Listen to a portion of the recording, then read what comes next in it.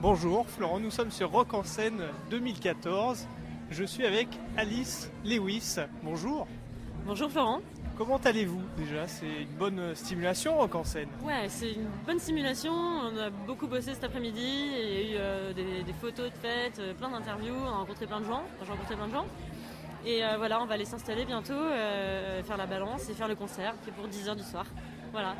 Et comment se prépare-t-on pour un tel concert? Bah là, on s'est un peu préparé. Comment dire? J'ai pas mal tourné au mois de mars quand j'ai sorti mon EP qui s'appelle Ignorance is Bliss, que l'on peut trouver sur toutes les plateformes. Donc on avait un set qui était prêt, on était deux sur scène, plus un ingénieur du son à la console qui fait partie du groupe vraiment, parce qu'il balance des effets sur la voix en direct, il mixe tout en direct. Et là, pour ce concert-là, j'ai demandé à quelqu'un d'autre de venir en plus jouer des claviers, parce que c'était moi qui jouais les claviers avant.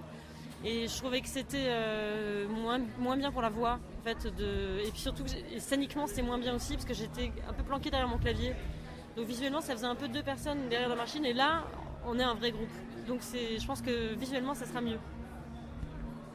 Un peu d'émotion de monter sur scène à chaque fois?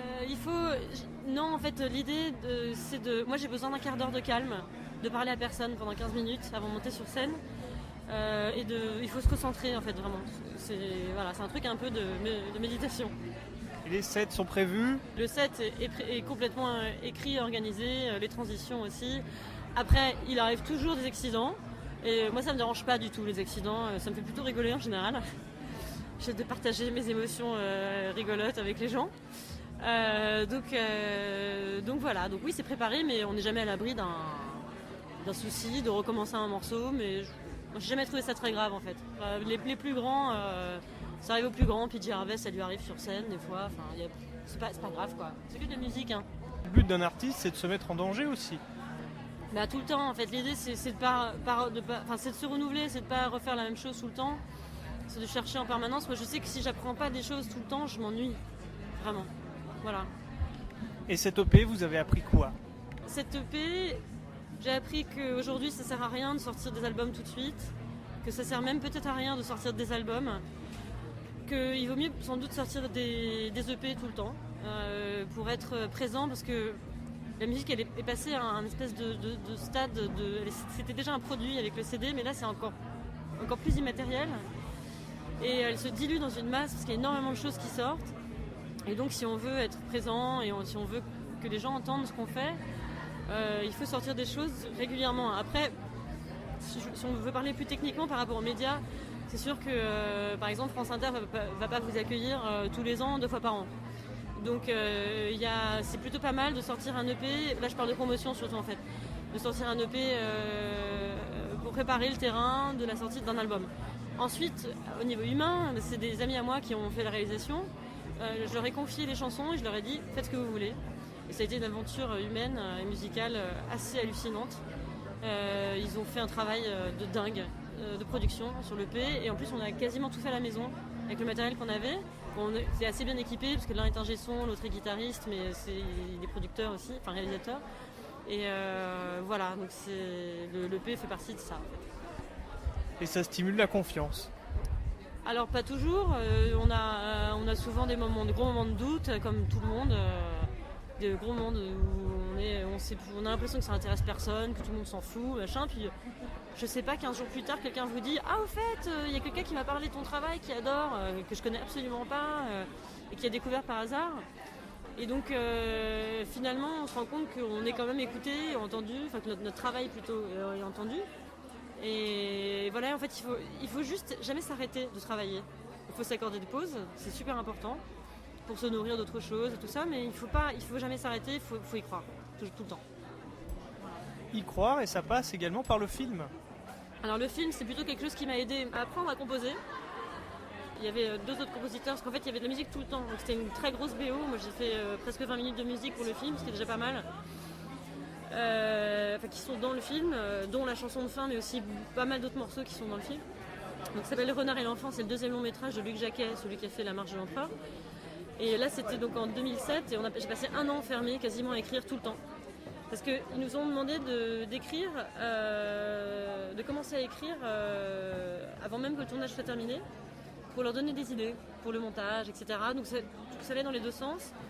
Et ça a pris un an à faire. Et c'était comme si, moi j'ai pas fait d'école de musique vraiment, parce que j'étais aux Beaux-Arts, et donc j'ai appris énormément de choses en le faisant en fait. C'était comme aller dans une école de musique, à vrai dire. Et tout l'environnement visuel, justement, parlant des Beaux-Arts, c'est toujours important de travailler le côté artistique.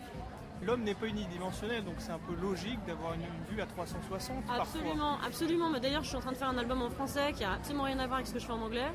Et je pense que c'est comme si on dit d'un artiste qui fait de l'art conceptuel qu'il n'a pas le droit de faire de la peinture figurative, quoi. Et donc moi je fais des dessins à côté. Quand j'écris des morceaux, c'est souvent hyper visuel en fait. C'est souvent une histoire qui est racontée et des choses assez imagées. Voilà, donc et puis des sons assez travaillés aussi. Sauf que là pour le deuxième album, c'est vraiment mes amis qui ont fait la plastique sonore, je sais pas si on peut appeler ça comme ça. Sauf pour quelques morceaux où ils les ont gardés tels quels en fait, où ils ont quasiment voilà. Mais c'est souvent des scènes qui pourraient être un film, sauf que c'est une chanson en fait. Voilà. Et comment est-ce qu'on fait sur scène pour retranscrire la musique ? Alors ça prend beaucoup de temps à préparer, parce que justement passer d'une musique enregistrée à une musique jouée, surtout quand c'est de la musique électronique, c'est hyper difficile. Il faut faire le tri entre les parties qui sont importantes à être sur scène et celles qui ne le sont pas.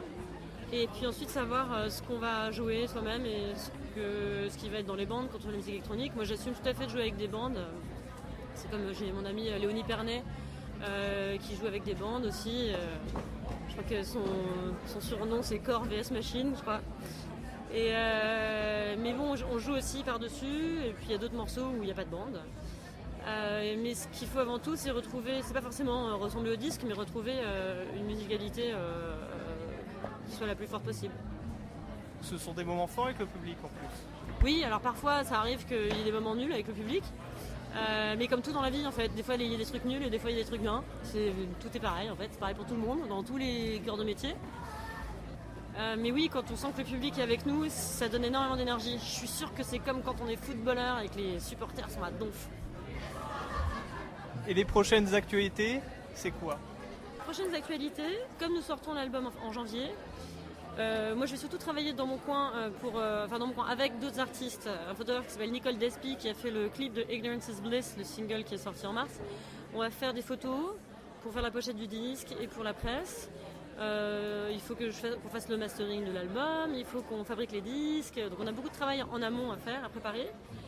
Et ensuite, parce que comme je suis un label indépendant, du coup, j'ai monté un label indépendant, je m'occupe un peu de tout. Donc j'ai appris beaucoup de choses aussi en le faisant. Après, je vais peut-être travailler avec des gens pour la sortie du prochain, de janvier, mais c'est pas sûr. Et les actus, non. Donc du coup, ça va surtout être ça, finir l'album en français. Et je vais jouer à la Vogue Fashion Night avec Bertrand Burgala, qui m'invite à jouer des chansons avec son groupe, les AS Dragons, enfin avec le groupe AS Dragons. Et donc il y aura ça, il y aura un petit showcase à l'occasion de la sortie d'un disque le 18. Donc la Vogue Fashion Night c'est le 16 septembre. Le 18 c'est un showcase aux Balades Sonores à Paris, à Pigalle, en compagnie de Marc Dess et de un troisième musicien qui est sorti des disques chez Bandbad. Et c'est l'occasion du livre de Dom Garcia qui a pris des photos de plein d'artistes à Paris pendant des années. Et voilà.